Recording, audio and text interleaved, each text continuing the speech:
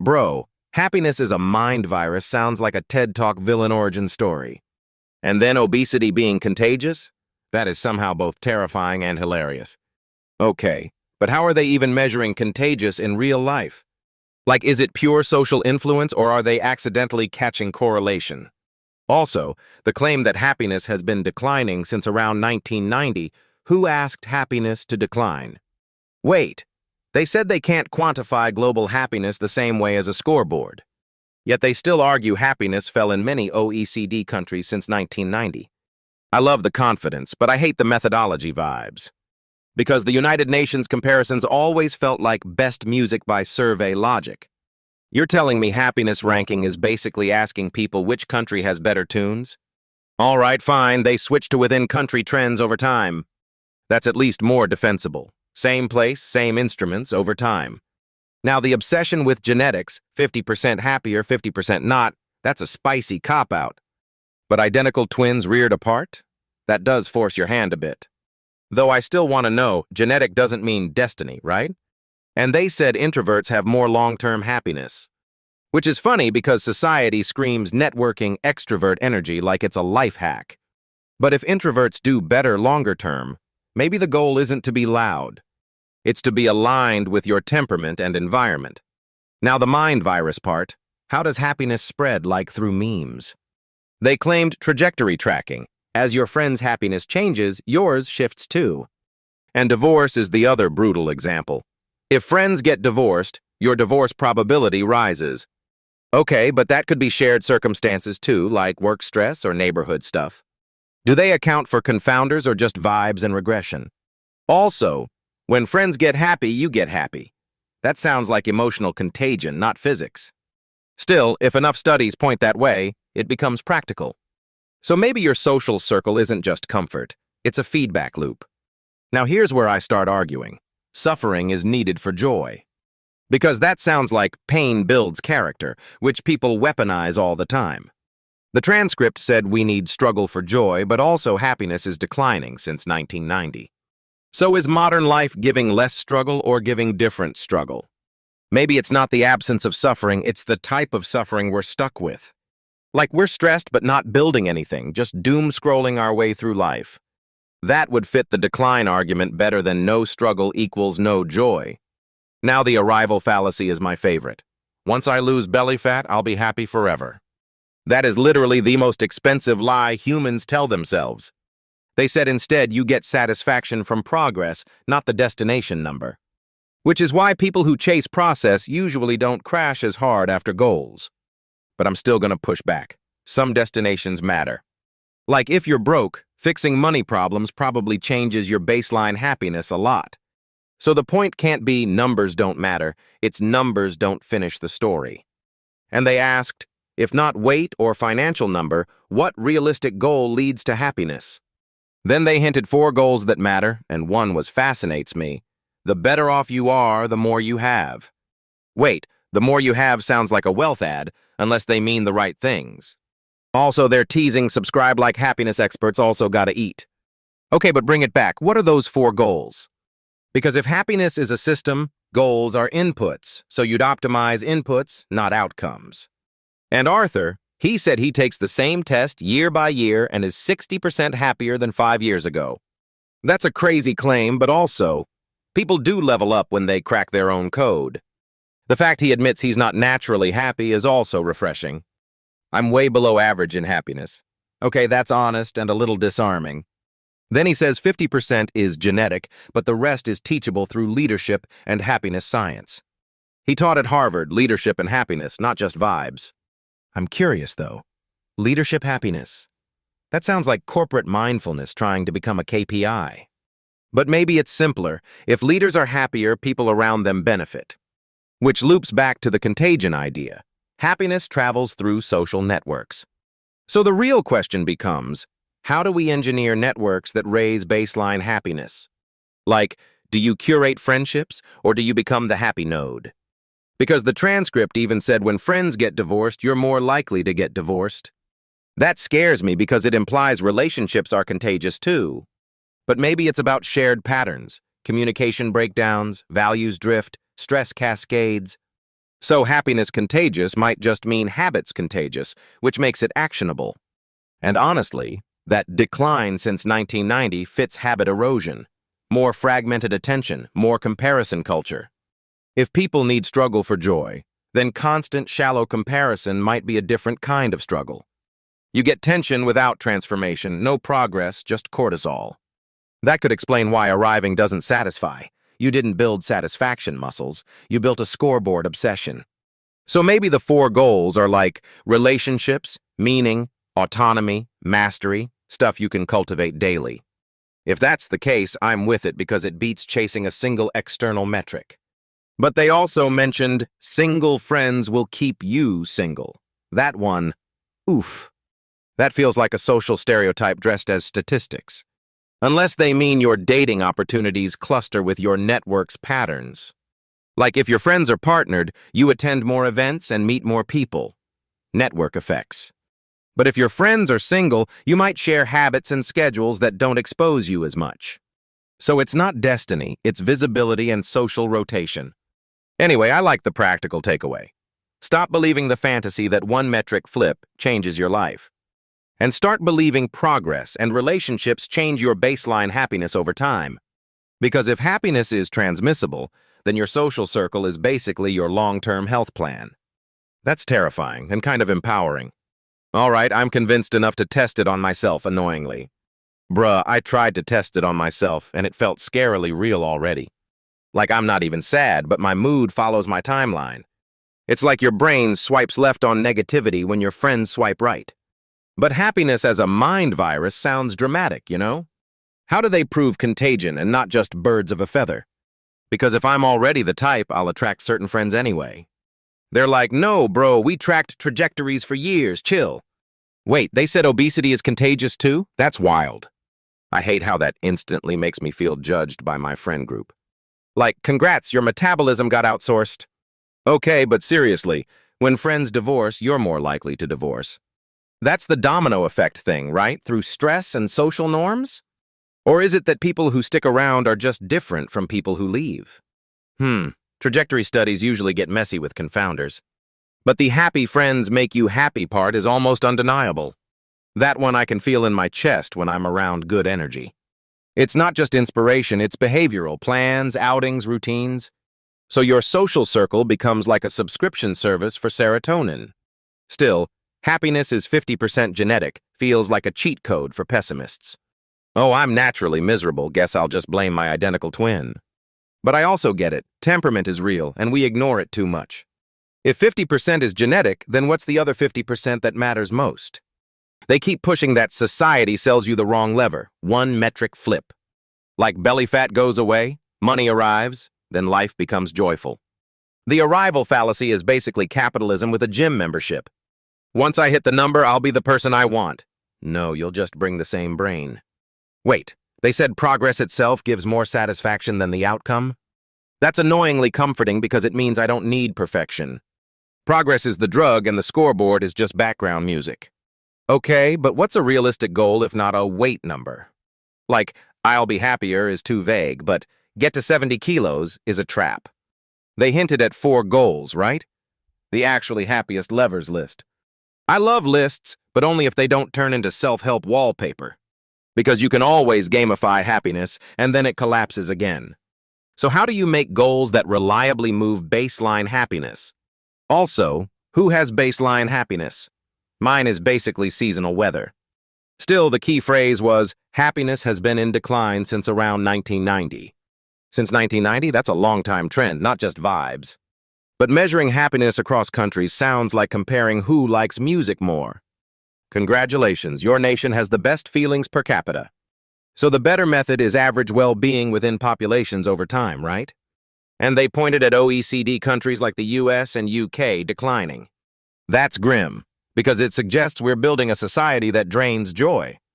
Or maybe we're just getting better at measuring what's wrong instead of what's good. But why would happiness decline specifically after 1990? Technology, stress, isolation? I'm not fully sold, but I'll admit the direction matches how people feel. Everyone's tired but grinding like it's a lifestyle religion. But does struggle and suffering is required for joy explain it? That feels too moralistic. The idea was, we need hardship to appreciate happiness, but now we keep chasing a rival instead. So when life doesn't give instant rewards, we blame ourselves, not the system.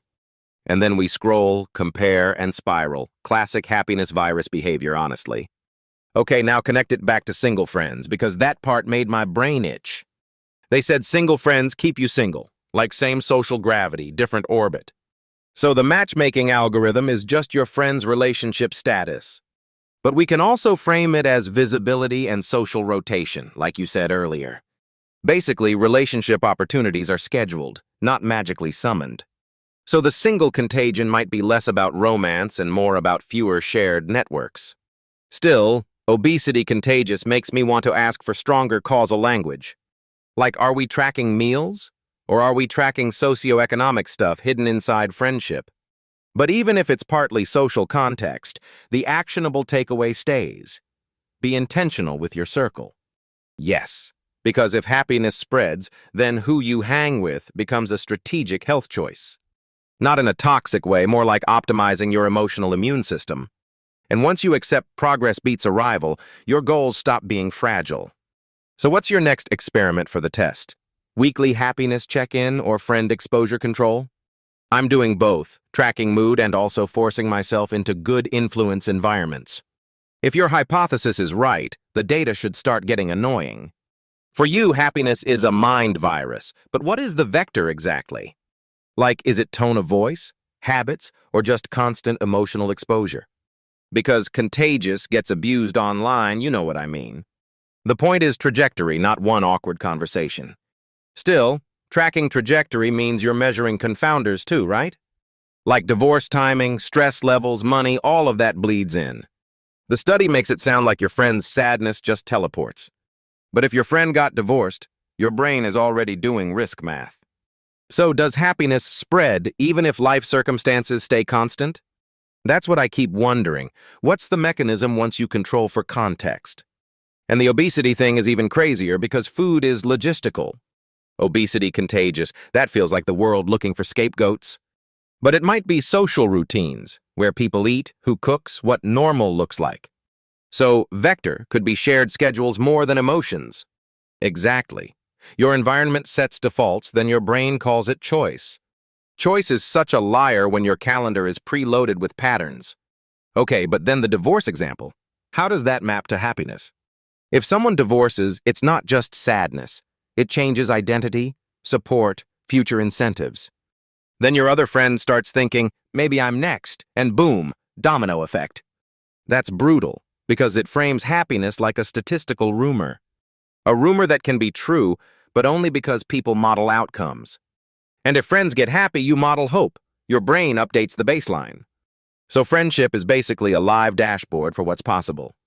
Yeah, and that brings me to the decline since 1990. Happiness in decline sounds like people just want a doom headline. But if they use within-country averages and well-being surveys, at least it's directionally useful. Yet the happiest country ranking always feels like vibes cosplay. Like judging countries' music taste by asking everyone to rate it on one scale. Congratulations, Denmark wins again. That's not science, that's tradition. The critique is methodology, forced comparisons when experiences differ. Still, the question, why decline, makes sense when society changes the goalposts. Because the biggest lie is arrival fallacy. When I fix X, I'll finally feel Y. The classic one, belly fat, or salary, or follower count. The twist is progress gives satisfaction, not the endpoint. So if you grind hard but never measure process, you accidentally starve yourself. That's why the more realistic goal matters, something you can actually move weekly. But what are the goals that reliably make people happier? Not just be positive, right? Do you remember the 4 goals framing? I want the skeleton of it. 1 was quick, like short feedback loops, moment-to-moment wins. Another was more you than your metrics, like focusing on meaning and competence. But I hate when happiness science turns into a self-help checklist. Because then you're just gamifying feelings like a productivity app. So how do we keep it grounded and not turn it into another optimization cult? By treating it like experiments, not identity, small tests, then adjust. Like your earlier idea, weekly happiness check-in plus friend exposure control. What's friend exposure control without being fake and isolating? It's not cutting people off, it's balancing the emotional diet. Emotional diet is such a funny phrase for something deadly serious. Okay, but if happiness declines since 1990, why are we getting worse socially? Maybe because the incentives changed. More comparison, less struggle, more avoidance. Wait, you said we need struggle and suffering for joy. Not suffering like trauma, more like meaningful effort that gives progress signal. Exactly, struggle as training. If everything is instant, nothing feels earned. We outsourced patience to algorithms and then asked why we're restless. So the test becomes, can we manufacture earned progress in normal life? And can we do it without waiting for arrival conditions like body fat loss? I'm starting to like this model, less fix yourself, more design your feedback loops, which is basically growth mindset with stats and a friend network attached. All right, next experiment. I'm tracking mood, measuring progress, and I'm recalibrating my circle. If happiness is contagious, your data should get weird, like pleasantly inconvenient. Yeah, the numbers won't just validate you, they'll argue back. If happiness is contagious, your spreadsheet suddenly becomes socially ill-mannered. Like, I'm not even stressed, but my friend's mood drags me. That's not friendship, bro. That's an emotional group project. But wait, contagious obesity sounds like they're overreaching. Yet divorce tracking? That feels less mystical and more behavioral. The claim is the relationship environment shifts outcomes for both people. So it's not just vibes, it's actually changing routines and probabilities. Translation, misery has an itinerary. And the wild part, happiness can spread too, which is oddly hopeful. Hopeful, until you realize you're the node in someone's network. Okay, but how do they even measure happiness trajectories properly? If you ask people once, it's like measuring rainfall with vibes. The text was basically saying average well-being over time beats weird ranking games. Right. Happiest country lists always felt like marketing, not science. And they said happiness has been declining since around 1990. Declining? That's the opposite of how we tell ourselves the story. We built everything, phones, cars, delivery, and still feel like we're late. Which is why that arrival fallacy hits. We keep promising joy after some milestone. Once I lose the belly, then life begins. Classic contract scam. But people do feel better when they improve their health, right? Sure, but the claim isn't health doesn't matter, it's progress feeds satisfaction. So it's less about the number, more about the momentum you're building. Like happiness is a subscription service, not a one-time purchase. And once you realize that, the goal design becomes the real strategy. That's where quick wins or near-term goals come in, yeah? I like the idea that the brain gets trained by feedback, not by fantasies. Fitness folk already know this. Consistency beats transformation cosplay. Exactly, but they're extending it to money too. Financial progress can satisfy differently. Though money can buy relief, like reducing uncertainty about survival. Totally, but the more always has diminishing returns on emotional payoff. So you don't chase a finish line, you chase a loop that keeps paying attention. And where happiness becomes viral, that loop can spread through your circle. Which makes me wonder, can we engineer better contagion intentionally?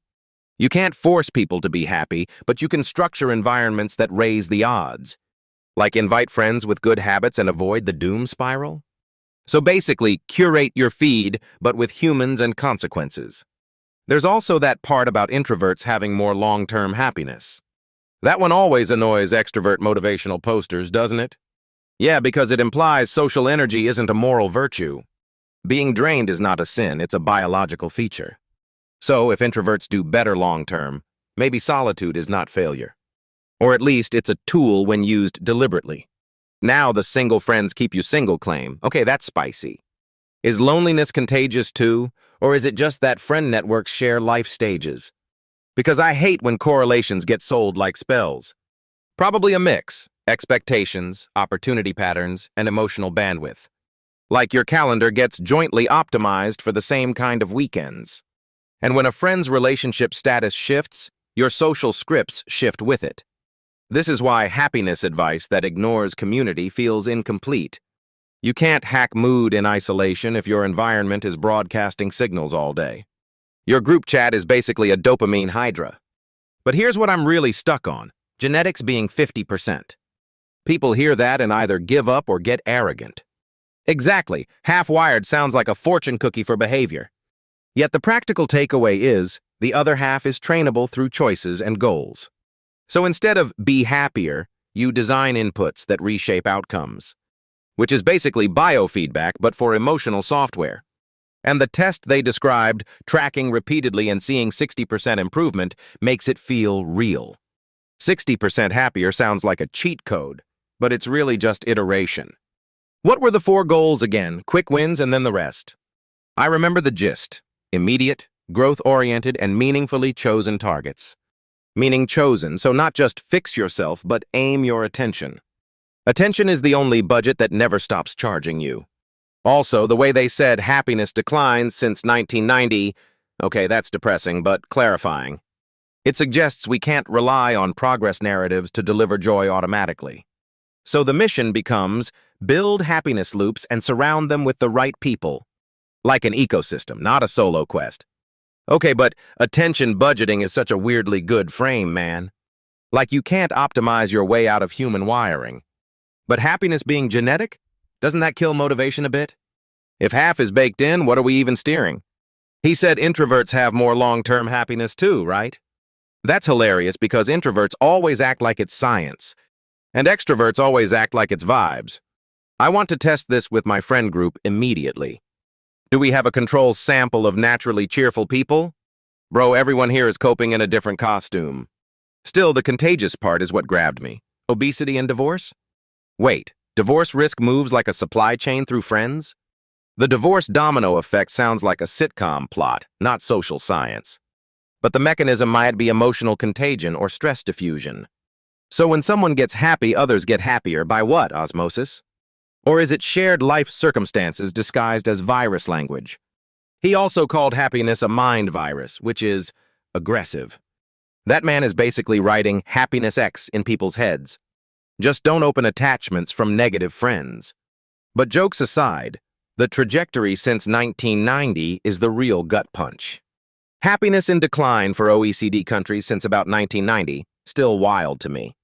Because we've had technology, productivity, wealth, so why not joy? Maybe we're measuring the wrong thing, like Denmark must have best music vibes.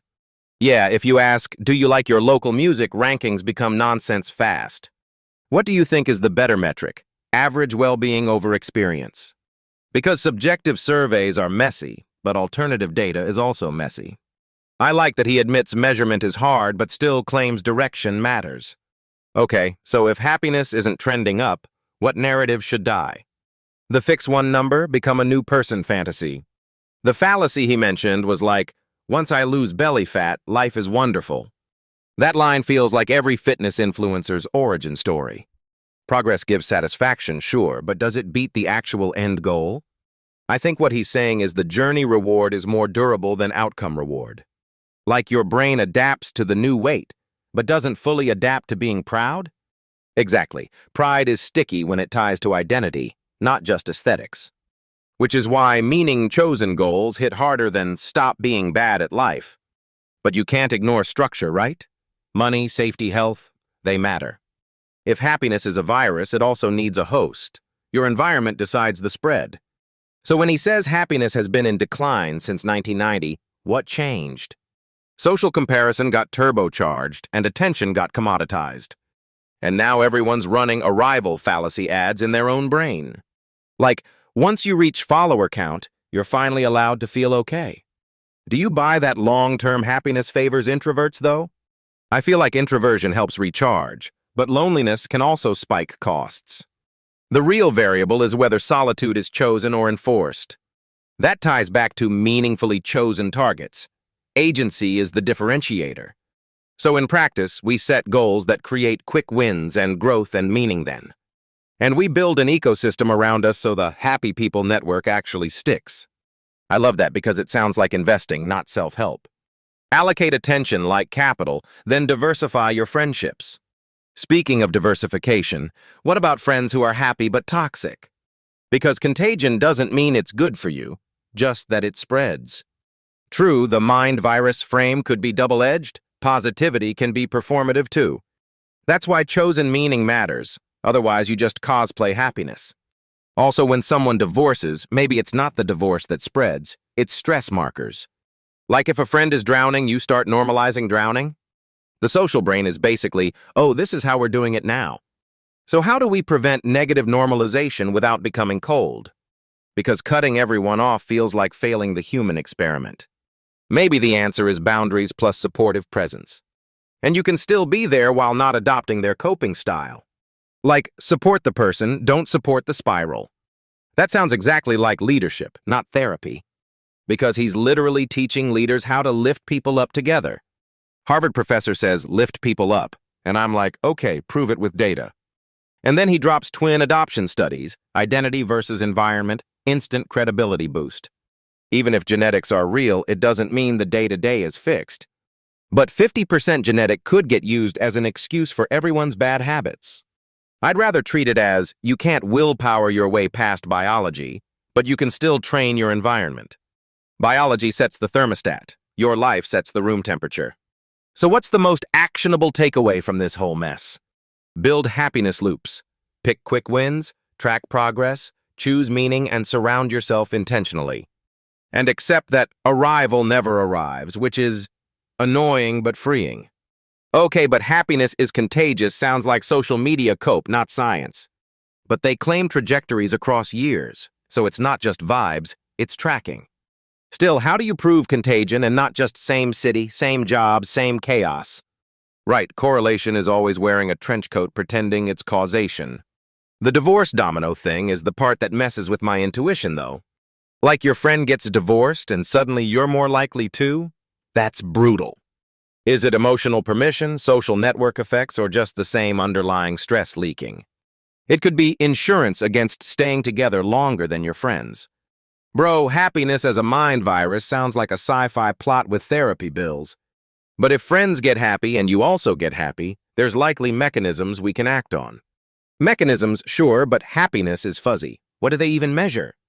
They talk about trajectories and well-being across populations over time, not one-off surveys. Surveys are still surveys, though. People lie, people misremember, people gamify scales. True, but the decline since 1990 claim is hard to ignore, even if messy. Decline means the average experience is worsening, not that everyone individually is doomed. That we need struggle part, why does it feel comforting and dangerous at once? Because suffering stories sell. They imply, just endure more and you'll earn joy. Exactly. Joy isn't a bonus paid only for suffering overtime, right? What I like is they critique arrival fallacy. Remove belly fat, then life is magically better. The classic, after I get fit, I'll be hot and calm and enlightened fantasy. Spoiler, you get fit, and then you obsess about the next metric. They say progress itself gives more satisfaction than the final number, so the process matters. That's actually actionable. Like, don't worship outcomes, build systems that generate wins. But people also need goals. If we ignore outcomes, we become motivational robots. I think the twist is, choose goals that naturally create progress feedback loops. Like goals with immediate signals, habits, relationships, learning, rather than someday. Yes, quick goal, meaning goal, and surround yourself with people who reinforce it. The surround yourself intentionally line always sounds like dating advice and motivational posters. But if happiness spreads through networks, it's literally risk management for your mind. You're telling me my friends are either my gym trainers or my doom scroll moderators. Doom scroll moderators is crazy accurate, though. Like the group chat sets your emotional weather. Okay then, what about introverts? They said introverts tend to have more long-term happiness. I hate labels. Are we saying solitude is superior or just that introverts cope differently? Could be self-selection. Introverts avoid noisy environments that amplify stress and comparison. Or extroverts get paid in dopamine per interaction and then complain about the bill. The genetic part still bothers me because people weaponize it's in your genes. We already have enough fatalism. 50% genetic can become 50% excuses. But you said it earlier, thermostat versus room temperature, and I like that framing. Exactly. Biology sets baselines, but behavior and environment can still shift your trajectory. How would you design a happiness loop in real life, not in a TED Talk? I'd pick something measurable that improves daily, then track tiny progress for like 2 weeks. Tracking can also become anxiety, like spreadsheets for your soul. True, so keep it light. Simple checks, not performance reviews of your feelings. And choose meaning, not just comfort, because comfort alone gets stale fast. Meaning goals, like helping someone, learning something hard, building something lasting. Yeah, and then you cluster around people who also chase those goals, so contagion works for you. I love the villain role. Sadness spreads too, but we can repurpose it into a feature. Wait, sadness contagion plus divorce contagion means your network is basically a probability engine. That's why happiness can look personal while it's actually social infrastructure. No wonder happiness is declining if our networks are engineered for outrage and comparison. So the antidote isn't be positive. It's redesign your inputs, who you see, what you feed yourself. And stop waiting for the belly fat number, the job title, the pay bump. Those are arrival traps. Once I hit 10K followers, I'll feel fulfilled. Famous last words. Meanwhile, fulfillment is literally happening when you can see progress towards something that matters. So if we want happiness, we don't chase a finish line. We build a direction with feedback. That's why the decline after 1990 feels tragic. More people chasing numbers, less people building loops. Okay, I'm convinced enough to try. 2-week loop, 1 meaning goal, 1 social circle adjustment. And we'll judge results like adults, not like my feelings are valid because I said so. Deal. If my friends stop dragging me into chaos, I'll cite the happiness virus paper. If they don't, at least I'll know whether biology or my environment is winning. Okay, wait, you said happiness can transmit like a mind virus, right? That contagious word is doing heavy lifting, bro. How literal is this? Are we talking vibes or actual trajectory data? The claim sounded like long-term follow-ups on people and their friends. So your friend's divorce is basically your group project scorecard? Pretty much a divorce domino effect, and happiness taps the other domino. I love the framing, but correlation has a lawyer's salary, you know. Like maybe people with certain traits cluster, not happiness itself. Did they adjust for who chooses whom, or is it just, look, they moved together? Either way, the practical lesson is brutal. Your network is a system. And that means single friends don't keep you single as destiny, right? Unless the universe runs on TikTok algorithm math. I hate that single friends make you single line. It sounds like blaming. But if their routines and stress patterns spread, then it's not moral, it's mechanics. So the question becomes, what parts are transferable? Habits, attention, expectations? Exactly. And that ties back to the obesity thing, the your friends get fatter narrative. Bro, contagious obesity feels like a headline designed to make people panic. Nothing says wellness like being accused of viral transmissions. But if it's about shared environments, food access, schedules, social norms, then it's just reality. Still, the most dangerous bit is people turning it into a deterministic doom script. Yeah, like my friends are toxic so I'm doomed, when you can actually change inputs. I have the happiness virus sounds way cooler than I stopped checking in with my people. Speaking of inputs, the whole decline since 1990 thing, what's your read? Decline in happiness measures always feels messy, like the yardstick changed. They were basically saying you can't rank countries like you're comparing music preference. That best methodology jab was interesting. Survey design can hallucinate truth. You can't ask people how much they like life, like it's a playlist ranking. But within-country comparisons over time might still show a trend, even if imperfect. And the proposed culprit is wild. We need struggle and suffering to reach joy, so we over-optimize away from it. Wait, so we're not unhappy because things got worse, we're unhappy because we tried to skip the growth part? That's the angle, the arrival fallacy. Once I lose the belly fat, life becomes wonderful. The classic I'll be happy when the number changes trap. Is the fix just setting different goals, or is it the feedback loop mechanics? They basically said you get more satisfaction from progress than the final weight or bank balance. So instead of a finish line, you build direction with milestones and reality checks. Which is annoying, because my brain loves finish lines like they're free cookies. Okay, then what are the 4 goals that matter, or whatever he teased? I'm gonna guess. Meaning, health, social bonds, and competence, something like that. And the more you have, the better off you are part. No, that doesn't mean hedonism. It means foundations. Also, introverts tend to have more long-term happiness, which is a nice permission slip. I'm definitely stealing that in group chats. Per my genetics and introversion, I'm allowed to recharge. Just don't use introversion as an excuse to avoid meaningful progress. Damn, you're ruining my villain origin story. So where does this leave you in practice? Your 2-week loop with social adjustments still holds? Yeah, because if happiness is partly a virus, then you need better hosts and better habits. And if it's partly genetics, you stop fighting biology and start building what you can control. Honestly, that's comforting. Less blame, more design. All right, my next move is simple. I'm auditing my circle for divorce domino energy. And if my friends get happy, I'll pretend I'm not relieved. For real, though, I'll take the experiment approach. Measure, adjust, repeat. Cool, let's call it here before we accidentally start planning everyone's emotional health check.